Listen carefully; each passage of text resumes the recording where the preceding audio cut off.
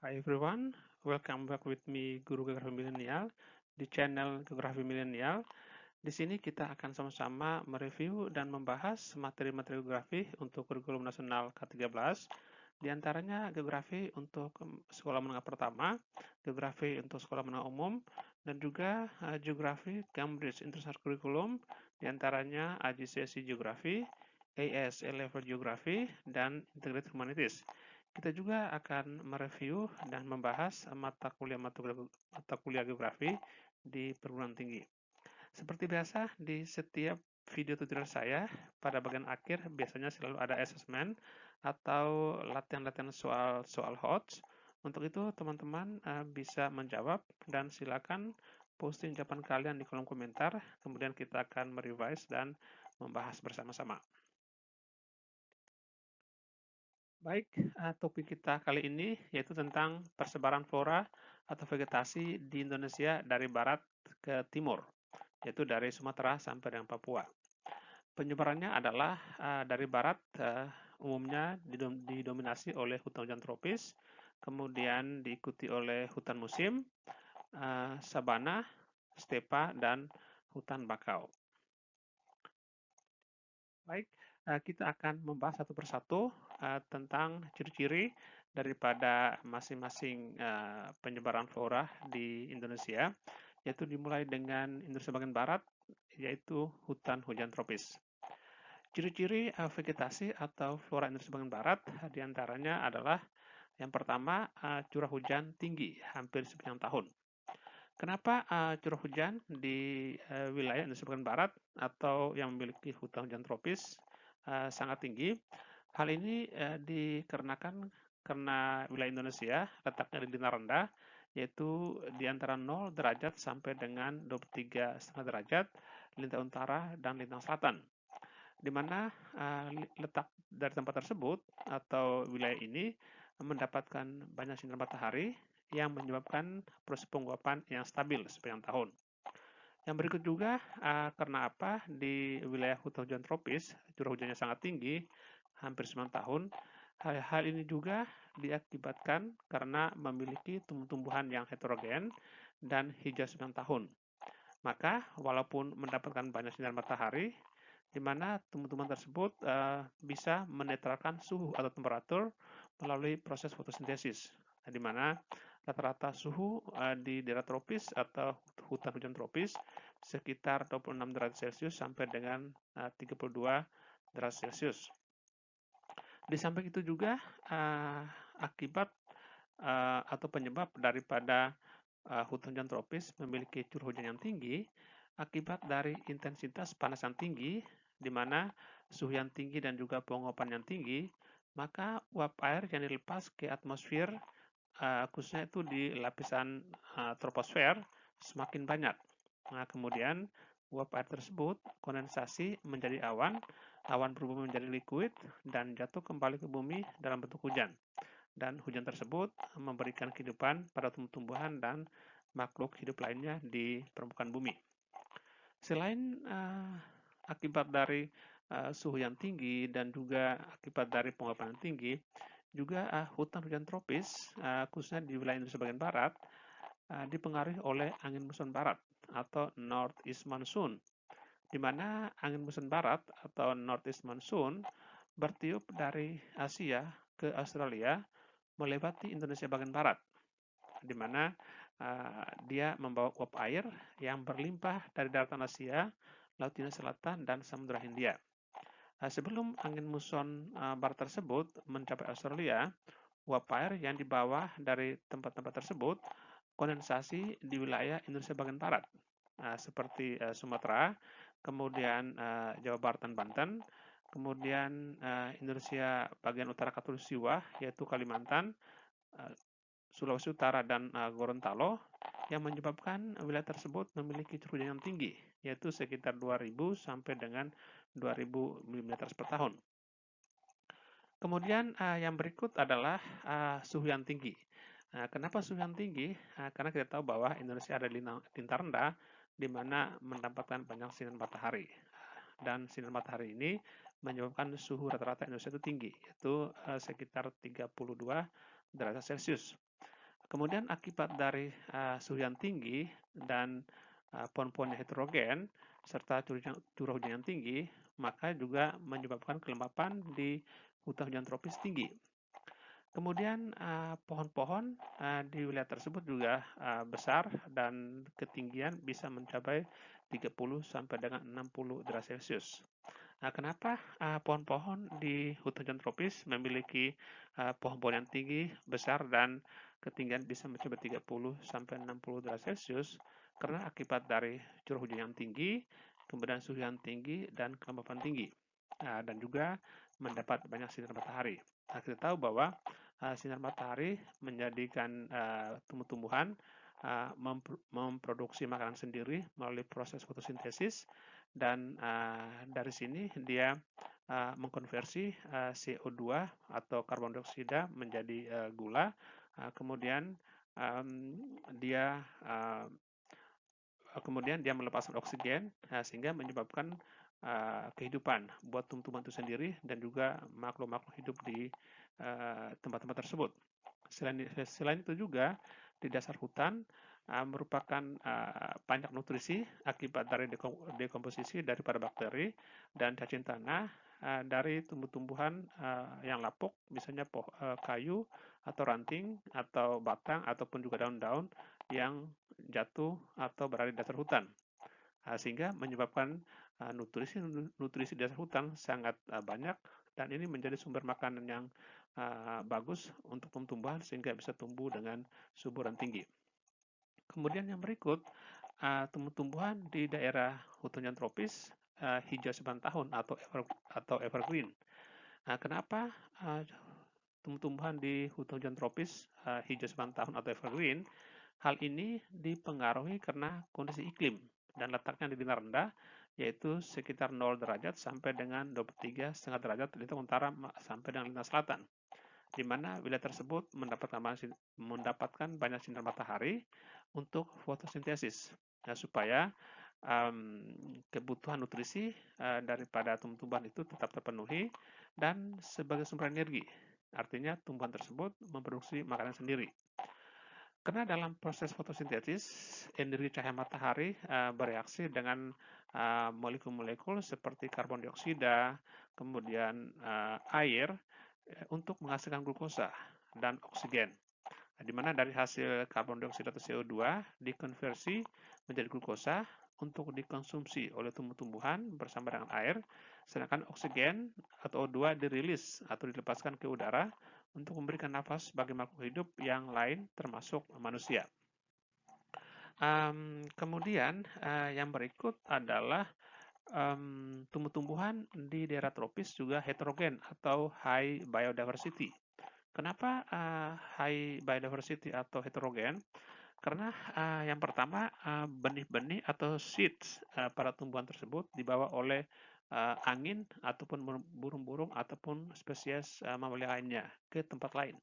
Sehingga benih-benih yang dibawa oleh angin ataupun burung-burung ataupun spesies mamalia lain seperti primata ataupun juga musang jatuh ke dasar hutan di tempat lain dan merupakan persediaan nutrisi yang begitu banyak di dasar hutan.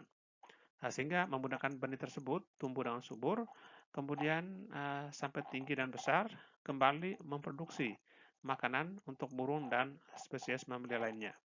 Sehingga persediaan makanan atau rantai makanan di daerah hutan hujan tropis sangat tinggi, di mana tumbuh-tumbuhan dan hewan saling menguntungkan atau saling memberi support satu sama lain.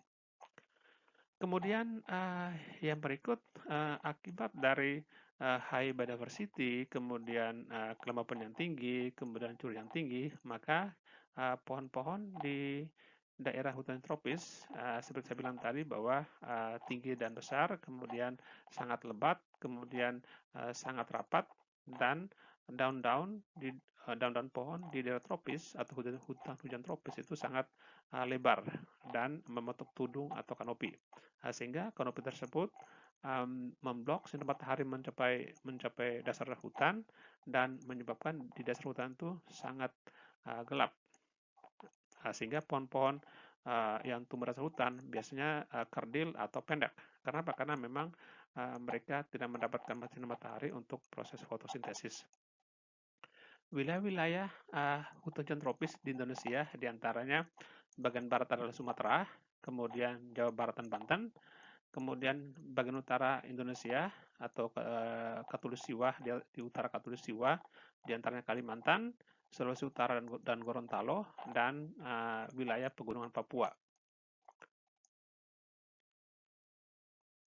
Ya, ini adalah peta penyebaran hutan hujan tropis di Indonesia, yaitu bagian barat Pulau Sumatera, kemudian di bagian selatan yaitu Banten dan Jawa Barat, kemudian utara adalah Kalimantan, Gorontalo dan Sulawesi Utara. Nah, kita tahu bahwa angin muson barat atau northeast monsoon itu bertiup secara regular atau teratur itu setiap 6 bulan dari pertengahan Oktober sampai dengan pertengahan April setiap tahun. Ketika dia bertiup dari arah Asia menuju Australia, dia melewati Laut Cina Selatan. Kemudian dia membawa uap air dari Laut Cina Selatan dan Darat Asia, kemudian jatuh atau kondensasi membentuk awan dan terjadi hujan di wilayah-wilayah dekat dengan Laut Cina Selatan, yaitu seperti Sulawesi Utara, Gorontalo, dan Kalimantan. Kemudian sampai di Katulistiwa, angin tersebut dia belok ke arah kanan menuju Samudra Hindia. Karena apa dia belok ke arah kanan? Karena akibat dari rotasi bumi atau akibat dari Coriolis effect. Nanti proses rotasi bumi atau gaya Coriolis effect nanti kita akan belajar di video tutorial saya selanjutnya. Ketika angin muson barat ini bertiup ke arah barat sampai dengan di Samudra Hindia, kemudian dari Samudra Hindia dia kembali lagi ke arah timur menuju ke Australia. Ya, yaitu ke arah timur, kemudian tenggara sampai dengan wilayah Australia. Dari Samudra Hindia menuju ke Australia, dia bawa lagi uap air dari Samudra Hindia dan sebagian dari Laut Cina Selatan dan daratan Asia. Kemudian uap air tersebut kondensasi di atas atmosfer troposfernya Sumatera, kemudian Banten dan Jawa Barat. Sehingga curah hujan di wilayah Sumatera kebetulan dekat dengan Laut Cina Selatan, daratan Asia dan Samudra Hindia memiliki curah hujan cukup tinggi. Semakin ke timur maka semakin kering. Kenapa? Karena memang uap air tersebut sudah kondensasi di atas wilayah Sumatera dan Banten Jawa Barat sehingga angin yang terus bertiup menuju ke timur dan tenggara sampai Australia itu angin sudah kering atau angin yang tidak membawa uap air. Sehingga curah hujannya semakin ke timur, curah hujannya semakin rendah. Yang berikut adalah hutan musim. Ciri-ciri hutan musim adalah 6 bulan panas dan 6 bulan hujan. Artinya setiap tahun memiliki curah hujan musim panas yang seimbang, 6 bulan dan 6 bulan panas, 6 bulan hujan. Beda sama di hutan hujan tropis di mana curah hujan hampir sepanjang tahun. Kemudian hutan di daerah hutan musim itu memiliki hutan beranggas. Apa itu hutan beranggas? Artinya tumbuh-tumbuhan di hutan musim menggugurkan daunnya pada musim panas. Tujuan untuk apa? Tumbuh-tumbuhan di hutan musim menggugurkan daun pada musim panas, karena kita tahu bahwa musim panas berlangsung sekitar 6 bulan. Tujuannya adalah untuk tumbuh-tumbuhan menggugurkan daunnya supaya mengurangi transpirasi atau penguapan dan mengurangi kebutuhan nutrisi supaya tumbuh-tumbuhan tersebut bisa survive atau bertahan hidup selama musim panas 6 bulan dan pada musim hujan dia bisa mendapatkan kembali sinar matahari yang diimbangi dengan curah hujan. Kemudian umumnya daun-daun pada pohon-pohon di daerah hutan musim gugur pada musim panas dan bertunas kembali pada musim hujan. Sehingga tumbuh-tumbuhan di hutan musim biasanya disebut hutan musim atau hutan beranggas. Kemudian akibat dari curah hujan dan musim panas yang seimbang 6 bulan, maka ketinggian daripada pohon-pohon juga berbeda sama Indonesia bagian barat. Kalau Indonesia bagian barat atau hutan-hujan tropis, ketinggian bisa mencapai 60 meter, sedangkan hutan musim ketinggiannya bisa mencapai 30 sampai 40 meter. Sedangkan ukuran pohon juga berkurang, di mana kalau Indonesia bagian barat memiliki pohon yang besar, sedangkan yang di bagian tengah atau hutan musim pohonnya tidak terlalu besar. Kemudian di daerah hutan musim memiliki banyak tumbuhan pakis dan lontar, di mana kita tahu bahwa tumbuhan pakis ini bisa tumbuh di daerah kelembapannya tinggi atau daerah basah seperti di pinggir sungai. Sedangkan pohon lontar biasanya itu survive atau bertahan pada daerah pada musim panas, di mana uh, sinar matahari yang cukup panas dan juga penguapan cukup tinggi dan bisa mendapatkan uh, bisa mendapatkan sinar matahari yang begitu melimpah, tetapi proses penguapan cepat. Sehingga pohon-pohon yang survive di daerah hutan musim, ketika pada musim panas itu hanya pohon-pohon tertentu seperti lontar ataupun pohon akasia.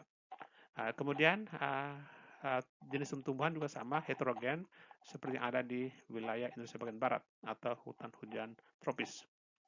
Kemudian wilayah untuk hutan musim diantaranya adalah Jawa Tengah, kemudian Jogja, kemudian Jawa Timur, kemudian Bali, Sulawesi Tengah, Sulawesi Barat, kemudian Sulawesi Tenggara, Sulawesi Selatan, dan Papua bagian barat.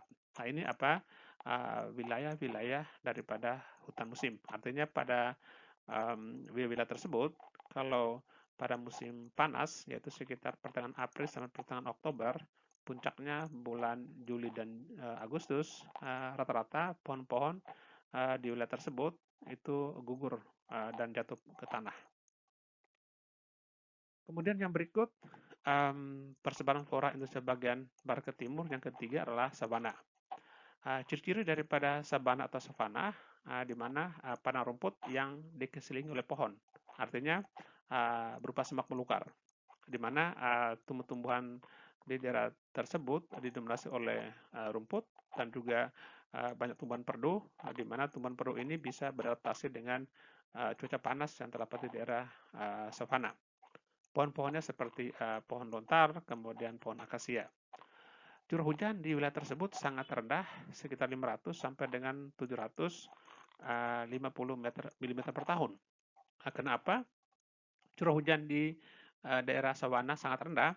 Hal ini juga dipengaruhi oleh angin muson barat yang membawa uap air tidak sampai di wilayah tersebut, yaitu daerah yang memiliki savana. Karena angin muson barat membawa uap air hanya sampai di wilayah Indonesia bagian barat, yaitu Sumatera, kemudian di utara seperti Sulawesi Utara dan Gorontalo, termasuk Kalimantan. Nah, sehingga sebelum mencapai seperti Nusa Tenggara Barat dan Nusa Tenggara Timur, angin tersebut merupakan angin kering. Nah, sehingga menyebabkan wilayah tersebut tidak mendapatkan curah hujan yang cukup. Yang kedua, akibat dari angin muson timur atau southwest monsoon, di mana angin muson timur bertiup secara regular 6 bulan sekali, yaitu periode pertengahan April sampai dengan pertengahan Oktober setiap tahun. Kita tahu bahwa kenapa angin muson timur ini tidak membawa uap air? Karena ketika dia bertiup dari Australia menuju ke Asia, dia melewati gurun-gurun di Australia bagian tengah, seperti Gurun Victoria, Gurun William, Gurun David, dan juga melewati Celah Timur, Laut Timur yang sempit yang hanya menghasilkan sedikit uap air. Nah, sehingga angin muson timur yang melewati wilayah NTT dan juga NTB merupakan angin kering, dan juga ini mengakibatkan wilayah tersebut merupakan wilayah yang curah hujan sangat rendah, sekitar 500 sampai 750 mm per tahun. Kemudian wilayah-wilayah savana di wilayah Indonesia, diantaranya adalah Sulawesi Tengah, sebagian Sulawesi Tengah, kemudian sebagian Sulawesi Barat, sebagian Sulawesi Tenggara, kemudian sebagian Sulawesi Selatan, kemudian sebagian Nusa Tenggara Barat, sebagian Nusa Tenggara Timur, kemudian bagian selatan Papua yaitu Merauke, kemudian Kepulauan Aru, dan sebagian Kepulauan Kei di Maluku Tenggara. Kemudian yang berikut adalah stepa. Stepa merupakan padang rumput yang luas. Bedanya dengan savana adalah kalau savana padang rumput yang diselimuti oleh pohon, sedangkan stepa merupakan padang rumput yang luas. Curah hujan di daerah stepa tidak merata, dia sekitar 250 sampai 500 mm per tahun. Sedangkan porositas tanah di daerah stepa sangat rendah. Karena apa? Tingkat porositas di daerah stepa sangat rendah, karena tumbuh-tumbuhan di wilayah tersebut didominasi oleh rumput atau ilalang yang memiliki akar serabut atau mengambang, sehingga air hujan tidak bisa masuk ke dalam tanah. Hal ini menyebabkan nutrisi-nutrisi yang dibawa oleh air hujan menjadi sumber makanan yang empuk untuk ilalang atau rumput, sehingga menjadi subur dan bertumbuh dengan baik. Wilayah kemudian rumput-rumput di daerah Sepa biasanya bisa mencapai tinggi sampai dengan 33,5 meter, berarti cukup tinggi ya. Contoh seperti rumput gajah ataupun rumput-rumput, karena nama-nama setiap daerah itu nama rumputnya berbeda, dan lazimnya adalah rumput gajah. Dan ada jarang sekali pohon yang tumbuh di tempat ini, dan pohon yang juga yang tumbuh biasanya pohon akasia. Ini adalah apa? Peta penyebaran stepa umumnya itu di Nusa Tenggara Timur. Kita bawa adalah di sini Australia, kemudian ini Laut Timur yang sempit, dari angin muson timur dari Australia menuju ke Asia sampai di NTT dia ke arah barat. Nah ini yang apa? Melewati gurun-gurun kering di Australia, tidak ada uap air, dan Laut Timur yang sempit juga sedikit uap air, sehingga menyebabkan wilayah ini hujan sangat sedikit, sangat rendah, yaitu sekitar 250 sampai dengan 300 mm per tahun. Yang terakhir adalah hutan bakau. Hutan bakau disebut juga hutan pantai, di mana tempat orang, para nelayan untuk budidaya kepiting ataupun juga seperti ikan bandeng, dan juga sebagai tempat untuk bakaran. Biasanya apa? Pohon-pohon bakau merupakan pohon-pohon yang familiar dengan wilayah pantai. Kenapa? Karena di wilayah pantai biasanya dia bisa adaptasi dengan kadar garam dan juga lumpur ataupun juga pasir yang ada di pantai. Kemudian peta penyebaran daripada hutan bakau meliputi wilayah pantai timur Sumatera, kemudian hampir seluruh wilayah Kalimantan, kemudian Papua, dan juga di daerah lain seperti Jawa, kemudian Sulawesi, Jawa, biasanya di daerah Pantura, kemudian kalau di daerah Bali, kemudian NTB dan NTT juga biasanya di daerah Pantura yang berhadapan dengan Laut Torres atau Laut Jawa. Baik, teman-teman, demikianlah topik kita kali ini tentang penyebaran flora atau vegetasi di Indonesia dari barat sampai ke timur. Semoga materi-materi kita kali ini bisa bermanfaat untuk teman-teman, supaya bisa mendukung kalian untuk menjadi referensi untuk pelajar geografi di sekolah. Dan sekarang saatnya teman-teman untuk menjawab soal-soal HOTS berikut ini. Yaitu yang pertama, nomor 1, sebutkan penyebaran flora Indonesia dari barat ke timur. Skornya hanya 2. Kemudian nomor 2, sebutkan ciri-ciri hutan musim. Skornya cuma 2. Nah, jadi seperti saya tegaskan di video tutorial saya sebelumnya, bahwa pertanyaan sebutkan itu merupakan pertanyaan hafalan dan pertanyaan gampang, jadi skornya tidak boleh lebih dari 2. Jadi maksimum 2 atau 1. Kemudian nomor 3 dan 4 merupakan soal HOTS atau AO3, di mana skornya minimumnya 4. Dan kalau di tingkat high school atau misalnya di kelas 12 atau geografi Cambridge seperti ASA level, satu nomor itu skornya bisa 12, bisa 16 ya. Soal nomor 3, jelaskan pohon-pohon di hutan yang tropis hijau sekian tahun. Skornya 4. Nah, untuk itu, teman-teman, seperti saya jelaskan di video saya sebelumnya, silakan memberikan 2 alasan dan jelaskan masing-masing alasan disertai dengan contoh. Sehingga apa? Masing-masing alasan mendapat nilai 2 dan karena 2 alasan disertai dengan contoh dan penjelasan maka 4. Nomor 4, berikan alasan mengapa Provinsi NTT memiliki vegetasi berupa stepa. Bobot nilainya juga 4. Dan total nilainya adalah 12. Oke, silakan silakan jawab pertanyaan tersebut dan posting jawaban kalian di kolom komentar dan nanti kita akan merevise atau membahas bersama-sama. Oke, demikianlah topik kita kali ini tentang penyebaran flora ya, atau vegetasi Indonesia dari barat sampai ke timur. Semoga tutorial saya ini bermanfaat buat teman-teman sekalian. Jangan lupa kalau kalian suka dengan video saya ini, silakan klik like, ataupun juga kalau kalian ingin mendapatkan update dari tutorial-tutorial saya selanjutnya, silakan klik subscribe, dan silakan follow media sosial kami, yaitu di Facebook, Guru Geografi Milenial, Instagram, Guru Geografi Milenial, kemudian Twitter, @geografi-guru.